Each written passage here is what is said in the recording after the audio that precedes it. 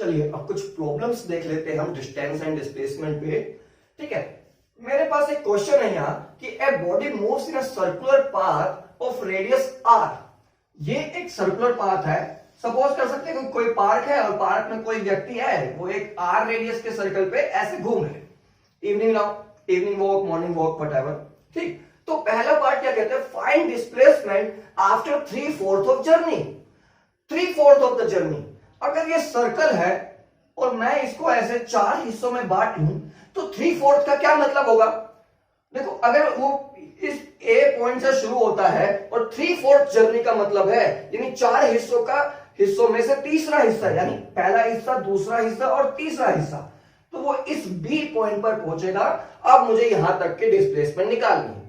तो मैंने आपको क्या बताया था कि डिस्प्लेसमेंट क्या होता है। डिस्प्लेसमेंट इनिशियल और फाइनल पोजीशन के बीच का शॉर्टेस्ट डिस्टेंस होता है। ए मेरी इनिशियल पोजीशन है, बी मेरी फाइनल पोजीशन है, तो इनके बीच का शॉर्टेस्ट डिस्टेंस क्या हुआ, ए से बी को मैं लाइन ज्वाइन कर दूंगा तो ये मेरा शॉर्टेस्ट डिस्टेंस आ गया। अब देखिए, ये यहां मान लो ओ सेंटर है, ओ से ए तक की दूरी आर, ओ से बी तक की दूरी आर, तो ये निकालना है। अब ए बी सिंपल है, पाइथागोरस थ्योरम यूज करेंगे, ए बी की वैल्यू आ जाएगी। देखिए कैसे, ए बी का square is equal to O B square plus O A square, R square plus R square, A B square. A B is equal to √2 R metre. ठीक है, are metre ले लेते हैं, ठीक है, कोई दिक्कत नहीं। ए बी की वैल्यू आती है √2 आर मीटर। तो ये क्या हुआ, 3/4 जर्नी आ गया। अब आफ्टर 1 राउंड, ठीक, दूसरा पार्ट हमारे को क्या कहता है, after 1 round, displacement after 1 round. A initial position थी, एक राउंड पूरा करने के बाद हमारी बॉडी कहां पर आएगी, ए पे ही आएगी। तो यानी इससे हमें क्या पता चलता है कि डिस्प्लेसमेंट कितनी हुई, ए इनिशियल पोजीशन, ए ही फाइनल पोजीशन, तो डिस्प्लेसमेंट कितनी हुई, 0। इससे हमें यह पता चलता है कि हमारी जो डिस्प्लेसमेंट है वो 0 भी हो सकती है, बट जो डिस्प्लेसमेंट कितनी आएगी दूसरे पार्ट में, वो आ जाएगी 0। ठीक है, 0 मीटर। अब देखिए तीसरा क्या है, डिस्टेंस आफ्टर 3/4 जर्नी। ठीक, 3/4 यहां पर आएगा, ए पोजीशन से चलते चलते अगर बी पोजीशन पे आएगा तो हमको डिस्टेंस निकालना है, यानी टोटल पाथ जो एक्चुअल बॉडी ने कवर किया। तो यहां से हम जानते हैं कि सर्कल की जो सरकमफ्रेंस है वो कितनी होती है, 2πr। ठीक, 2πr का आधा πr, πr का भी आधा πr/2, यानी जो डिस्टेंस होगा टोटल का वो होगा πr प्लस πr/2। कुल मिला के ये आ जाएगा 3πr/2 मीटर। ये होगा हमारे पास डिस्टेंस आफ्टर 3/4 जर्नी। एक दूसरी प्रॉब्लम हम देखेंगे। क्वेश्चन ये कहता है कि radius of a wheel is r centimetre. एक साइकिल का पहिया है हमारे पास, उसका रेडियस r सेंटीमीटर है। A point P is in contact of ground.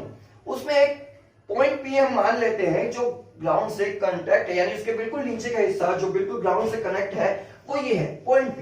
ठीक, find the displacement of the point P when the wheel rotates and moves in a forward direction half the round. यानी ये मेरे पास wheel है, ये आधा घूम के इस पोजीशन में आ गया। ये P पोजीशन पहले ग्राउंड पे था, अब P पोजीशन जस्ट इसके अपोजिट बिल्कुल ऊपर की तरफ आ गया।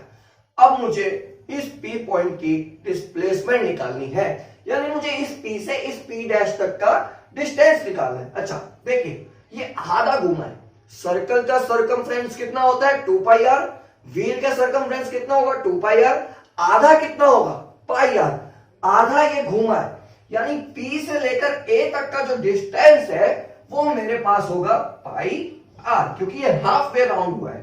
ठीक, और रेडियस हमको r दे रखी है, तो इतना डिस्टेंस r और इतना डिस्टेंस r, तो P डैश A हो गया मेरे पास 2r।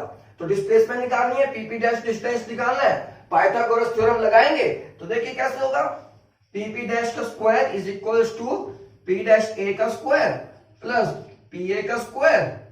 सिंपल, तो P डैश A का स्क्वायर क्या है, 2r का स्क्वायर, और PA क्या है हमारे पास, प्लस πr का स्क्वायर। ठीक, तो ये मेरे पास आ जाएगा 4r² प्लस का pi r² is equals to 4 plus pi r², इसका पूरे का रूट pp डैश के इक्वल होगा। तो pp डैश जो मेरे पास आ जाएगा 4 plus pi under root r centimetre, ये मेरे पास आ जाएगी डिस्प्लेसमेंट। ये इसमें स्क्वायर करेंगे तो पाई स्क्वायर भी साथ में आएगा। तो under root 4 plus pi square, बाहर r सेंटीमीटर हमारी डिस्प्लेसमेंट आएगी। चलिए एक अच्छा सा क्वेश्चन अब हम करते हैं। देखिए, the displacement x of the body is given by x is equal to a sin omega t plus theta. अब आप कहेंगे ये क्या दे रखा है, एक SHM होते हैं सिंपल हार्मोनिक मोशंस, तो उनकी जो डिस्प्लेसमेंट दी होती है वो इस फॉर्म में दी होती है। यहां पर a मेरा एम्पलीट्यूड होता है और वो साइन के फंक्शन में दी होती है। ठीक है, अभी आप इतना समझिए कि डिस्प्लेसमेंट को रिप्रेजेंट किया गया इस फॉर्म में। ठीक, अब कह रहे हैं determine the time eight which displacement is maximum. तो हमको क्या निकालना है, हमको निकालना है x max, maximum value of displacement. ठीक, x हमको दे रखा है a sin omega t plus theta. ठीक, अब a एम्पलीट्यूड है, ये कांस्टेंट है, इसमें कुछ नहीं कर सकते। तो x की मैक्सिमम वैल्यू किस पे डिपेंड होगी, साइन पे डिपेंड होगी, साइन के फंक्शन पे। अगर ये साइन का फंक्शन की मैक्सिमम वैल्यू क्या होती है 1, अगर ये वैल्यू 1 हो जाए तो हमारी डिस्प्लेसमेंट मैक्सिमम हो जाएगी। ठीक, तो यानी 1 होने के लिए साइन का फंक्शन मैक्सिमम किस पे होता है 90 डिग्री पे, यानी ये जो एंगल है ये 90 डिग्री के इक्वल होगा, तो ये value sine 90 is equal to 1 आने वाली है। ठीक, इसका मतलब क्या है कि omega T plus theta is equal to pi by 2 होगा फॉर मैक्सिमम वैल्यू। ठीक, अब देखिए pi by 2 minus theta is equal to omega T, हमको टी है वो टाइम है जिस पे साइन की वैल्यू, साइन थीटा की वैल्यू या पूरे एंगल की वैल्यू 1 आएगी, यानी साइन 90 इज इक्वल टू 1, और डिस्प्लेसमेंट हमारी किसके इक्वल होगी a के इक्वल, यानी x max is equal to हो जाएगा a के इक्वल। ठीक, क्वेश्चन और बताना चाहूंगा, मैं बोल देता हूं, आप समझ जाना। क्वेश्चन में मुझे दिया गया है ऐसे मोशन का नाम बताइए या ऐसी कंडीशन का नाम बताइए जिसमें distance is equal to displacement हो। वो कौन सी ऐसी कंडीशन है जिसमें डिस्प्लेसमेंट डिस्टेंस के इक्वल हो सकती है। सपोज करो मेरे पास ये 2 पॉइंट है ए से बी। ठीक, ए से बी के लिए डिस्प्लेसमेंट क्या होगी, स्ट्रेट लाइन। ठीक, अगर यही स्ट्रेट लाइन डिस्टेंस भी हो, यानी ये हमारा जो पाथ है वो ए से बी तक स्ट्रेट लाइन में मूव करा, तो यही डिस्प्लेसमेंट होगी, यही डिस्टेंस होगा। यानी जो स्ट्रेट लाइन मोशन है, ये स्ट्रेट लाइन मोशन कंडीशन है जिसमें डिस्टेंस बराबर हो जाता है डिस्प्लेसमेंट के।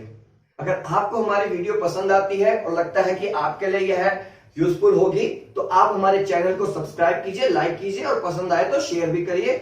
और अगर आप कंप्लीट कोर्स लेना चाहते हैं तो यहां नीचे मेरा कॉन्टैक्ट नंबर लिखा होगा, आप मुझसे संपर्क कर सकते हैं। और इस चैप्टर की अगर आपको नोट्स चाहिए या पीडीएफ फॉर्म में, तो भी आप मुझसे संपर्क कर सकते हैं। नमस्ते।